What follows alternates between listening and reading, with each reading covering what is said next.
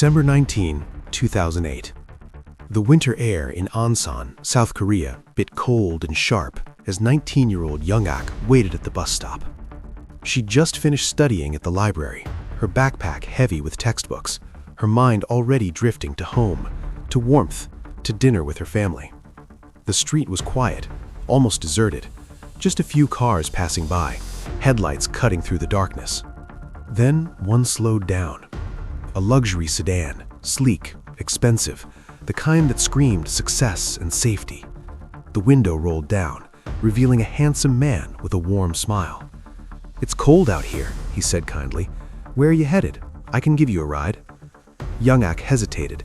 She'd been taught never to accept rides from strangers, but he didn't look dangerous. Well-dressed, clean-cut, that smile. And it was so cold. Just this once, she thought. What could go wrong? She opened the door and got in. The warmth of the car enveloped her. She smiled back at the driver, grateful. She had no way of knowing she would never be seen alive again. This is the story of Kang Ho-sun, a man South Korea would come to call the gentleman killer. Between 2005 and 2008, he murdered 10 women. But what made him truly terrifying wasn't the body count. It was how invisible he was, how normal, how charming, how he moved through society like a ghost, smiling, helpful, the last person anyone would suspect. And that's exactly what made him so deadly. Because evil doesn't always announce itself. Sometimes it wears a smile and drives a nice car. Sometimes it looks exactly like someone you'd trust.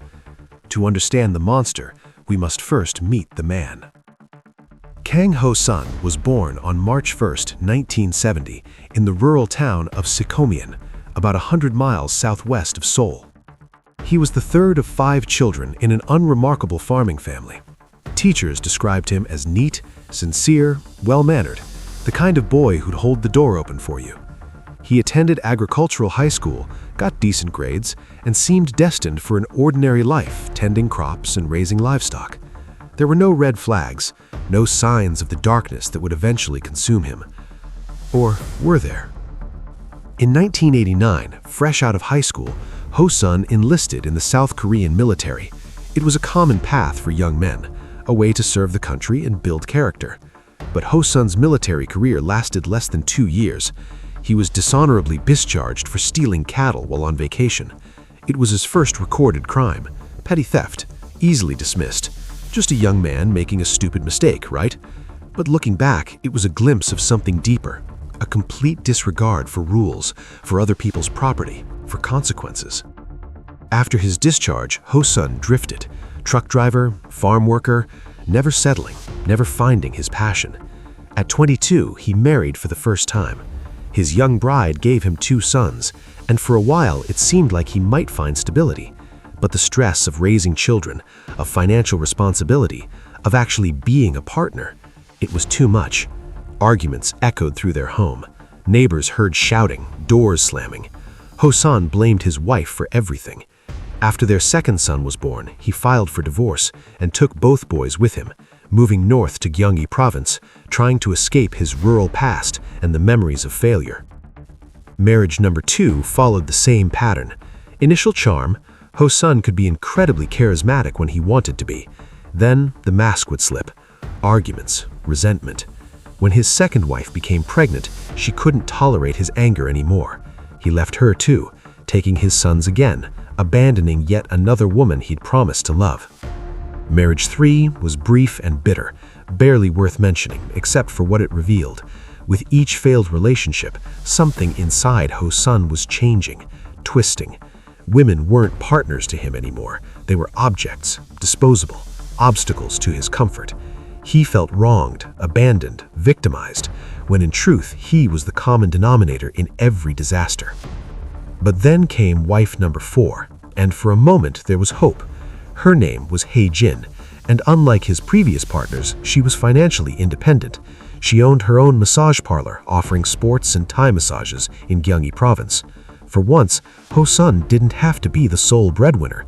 He learned the trade, working alongside her.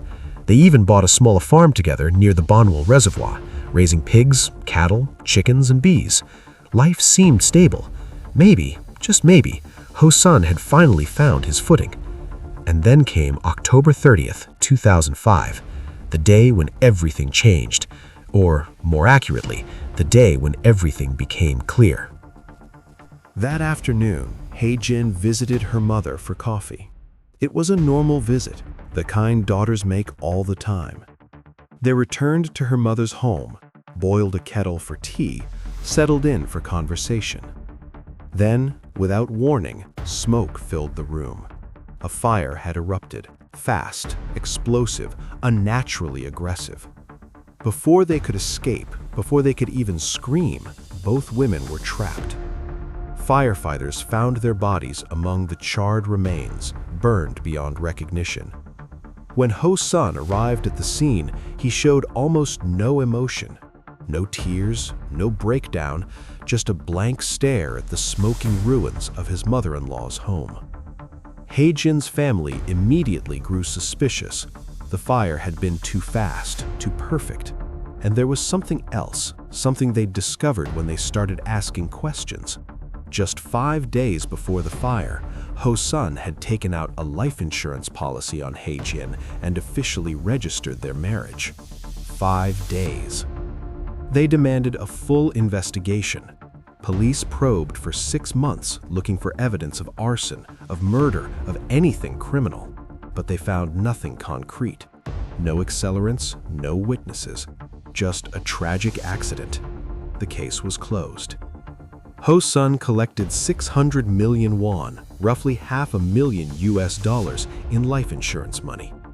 Looking back now with everything we know, many believe that fire was no accident. It was murder, calculated, planned. And it taught Kang Ho-sun the most dangerous lesson of all. He was untouchable. The year following Hae-jin's death, something inside Ho-sun broke completely. Or perhaps it was finally unleashed. He began picking up stray dogs around the neighborhood. People thought it was kind, a grieving widower rescuing abandoned animals.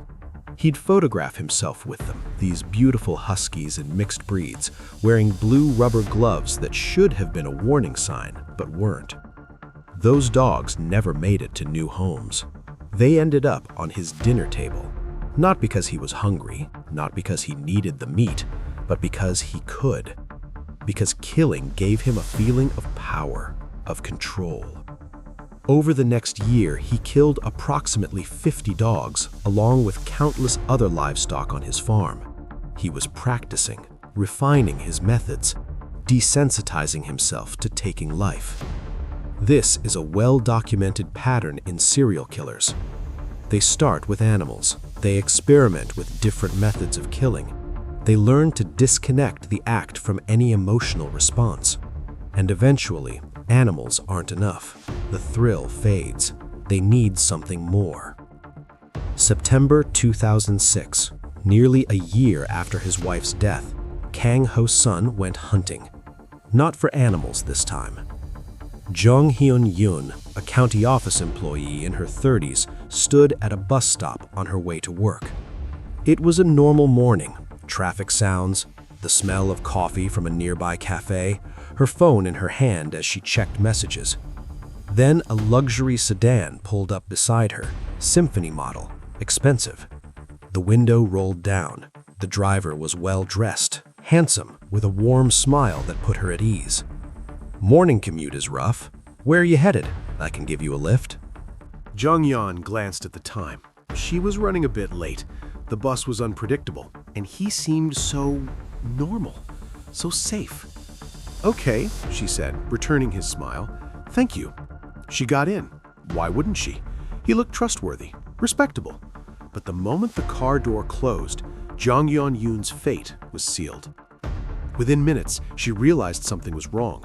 Ho-sun began driving in the opposite direction from her office. "Excuse me," she said, her voice tight with growing panic.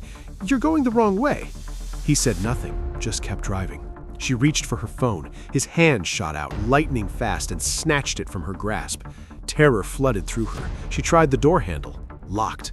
Child safety locks, a feature meant to protect kids, now turned into a cage. She screamed, but the road was empty, and no one heard. Ho-sun drove her to a remote area near his farm. What happened next was methodical, calculated, devoid of passion or emotion. He raped her.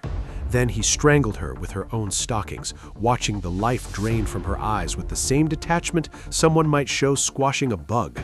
When it was over, he buried her body in a shallow grave, hidden among the trees where no one would think to look. Then he drove home, tended to his livestock, worked at the massage parlor, and watched the news carefully. Days passed.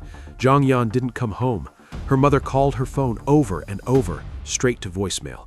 Her colleagues at the county office wondered where she was. A missing person report was filed. Police investigated, but without a body, without witnesses, without any leads, the trail went cold. And Ho-sun? He got away with it. Again. Back at home, Jong-yeon's mother plastered her photo on every street corner. "Have you seen my daughter?" She called hospitals, morgues, police stations. She waited by the phone, praying for any news, good or bad, just something. But there was only silence, the torture of not knowing, the hope that maybe, somehow, her daughter was alive somewhere, that she'd walk through the door and explain everything. But deep in the woods, Jong-yeon lay buried like trash while her killer moved freely among the living, smiling at customers, playing the grieving widower, the devoted father of 2 boys. 2 months later, December 14, 2006, Ho-sun struck again. This time he targeted the nightlife districts, specifically karaoke bars in Gunpo, just south of Seoul. In South Korean culture, karaoke bars often employ hostesses to entertain patrons, pour drinks, keep customers engaged, and spending money. It's a legal profession, but one that can leave women vulnerable, especially late at night when their shifts end. 45-year-old Kyung-mi Bae worked at one of these bars. She'd met Ho-sun that evening, a charming customer who bought her drinks and made her laugh. He was careful not to drink too much himself. He needed to stay sharp. When closing time came, he suggested they continue the conversation over drinks at his place. Kyung-mi agreed. He seemed like a regular customer, maybe even a friend. Instead, he became her murderer. Same pattern, same brutal efficiency. Rape, strangulation with her stockings, shallow grave in the woods. 10 days later, on Christmas Eve, while families across South Korea gathered to celebrate, while children opened presents and sang carols, Kang Ho-sun killed again. Sunga Park, another karaoke hostess. She trusted him. He killed her. By New Year's, 2 more families were spending the holidays wondering why their loved ones never came home. But Ho-sun wasn't done, not even close. Something had changed inside him. The killings no longer satisfied him for long. The high faded faster. He needed more, faster. Between January 3rd and January 7th, 2007, Kang Ho-sun went on a 4-day killing spree that would later shock the nation. Jongja Park, a 52-year-old office worker, murdered. Hyo-young Kim, a 37-year-old karaoke hostess, murdered. Mi-young-young, just 21, a university student with her whole life ahead of her, murdered. 3 women in 4 days, different ages, different occupations, different backgrounds. What they had in common?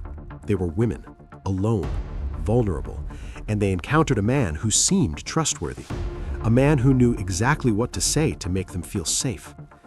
And there was something else Ho-sun had learned, something that made him even more dangerous. He thought like a forensic investigator. After each murder, he would use pruning shears to clip off his victims' fingernails. Why? Because if they'd fought back, if they'd scratched him, his DNA could be under their nails. By removing the nails entirely, he eliminated that evidence. He buried bodies in different locations, near construction sites, in wooded hills, places where they might never be found. He cleaned his car obsessively, disposed of phones and personal belongings separately. He even used his own children as props, showing potential victims photos of his sons, talking about being a single father. Who would suspect a devoted dad who rescues stray dogs? By January 8, 2007, 7 women had died at Kang Ho-sun's hands. 7 families spent that winter plastering missing person posters on telephone poles, calling police stations, holding candlelight vigils, praying for miracles that would never come. 7 women buried in shallow graves while their killer tended his farm, worked at the massage parlor, smiled at customers. No one suspected him, not even close. And then suddenly, he stopped. For nearly 2 years, Kang Ho-sun went silent. No more murders, no more hunting. Why? Perhaps he recognized the pattern he'd created. 7 women in less than 5 months, all in the same region, all killed the same way. Smart detectives might start connecting the dots. Or maybe he was simply enjoying his life insurance money, living comfortably off the 600 million won he'd collected from Hye-jin's death.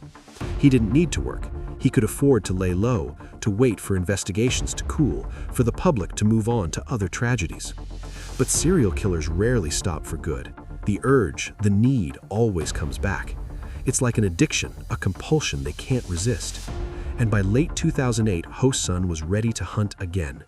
In November, he murdered a 48-year-old housewife who lived near his farm, his 9th victim. Same method, same burial site. Still, no one suspected him. 1 month later, on December 19, 2008, he spotted her, Young-ak. 19 years old, a university student waiting at that bus stop in Ansan, her whole life ahead of her. Graduation, career, marriage, children she'd never have, grandchildren she'd never meet. She became his 10th and final victim. But this time, something was different. Something Ho-sun didn't know about when he pulled up beside her with that warm, reassuring smile. 2 months earlier, new CCTV cameras had been installed near that very bus stop. The footage was grainy, but clear enough, a luxury sedan pulling up, a young woman hesitating, then getting in, the car driving away. When Young-ak's family reported her missing, police reviewed the tapes. They had him on camera. But that wasn't his only mistake. In a moment of arrogance and greed, he tried to withdraw money from Young-ak's bank account using her ATM card. The ATM's surveillance camera captured his face. Police released both images to the public, the car at the bus stop, the man at the ATM. Someone recognized him. Someone called it in. And on January 27, 2009, officers descended on Kang Ho-sun's farm like an army. What they found was a house of horrors. 2 burned-out vehicles, including the one from the CCTV footage. Inside the farmhouse, over 70 pairs of used women's underwear, many soaked in blood. Blood-stained clothing, the pruning shears he'd used to clip his victims' fingernails. At first, Ho-sun denied everything, played the confused, cooperative citizen. But when police showed him the bloodstains that matched his victim's DNA, when they laid out the overwhelming evidence piece by piece, he broke. And what happened next chilled the entire nation. Kang Ho-sun didn't just confess, he smiled, he laughed, he bragged about his kills like a fisherman showing off his catch. In a calm, almost cheerful manner, he led police to the burial sites of his victims, pointing out locations like he was giving a tour of local attractions. This is where I buried Jung-hyun. Over there, that's Kyung-mi, and Sanga is just past those trees. He showed no remorse, no emotion, no humanity. To him, these weren't women with families, dreams, and futures. They were trophies, objects, things he'd used and discarded. During his trial, prosecutors asked him to participate in crime scene reenactments, a common practice in South Korean justice to ensure accuracy of confessions. Ho-sun complied with disturbing enthusiasm. At each location, he demonstrated exactly how he'd killed each victim, where he'd grabbed them, how he'd strangled them, where he'd buried them. He treated it like a performance, like he was proud of what he'd done. Spectators and journalists who witnessed these reenactments described feeling physically ill, seeing this handsome, well-dressed man casually describing atrocities with the same tone someone might use to discuss the weather. He confessed to all 10 murders, his wife Hye-jin and her mother in the 2005 fire, and 8 women between 2006 and 2008. When asked if he felt any guilt, any sorrow for what he'd done, he looked confused, as if the question didn't make sense. They were just women, he said. Just women. Just daughters, sisters, mothers, friends. Just human beings with hopes and dreams, cut down by a man who saw them as nothing more than objects for his pleasure. On April 22, 2009, the Ansan branch of the Suwon District Court sentenced Kang Ho-sun to death. 10 counts of murder, multiple counts of rape, 1 count of arson. The courtroom erupted in applause. Victims' families wept, some with relief, others with renewed grief.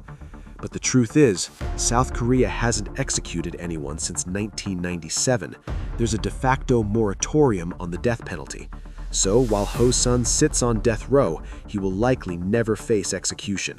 Instead, he'll spend the rest of his life behind bars, a small, inadequate comfort to the families whose loved ones will never come home.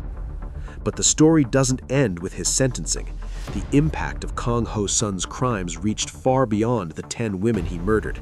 It changed South Korea itself. In the Gyeonggi region where Ho-sun operated, women reported being unable to pass bus stops without experiencing panic attacks.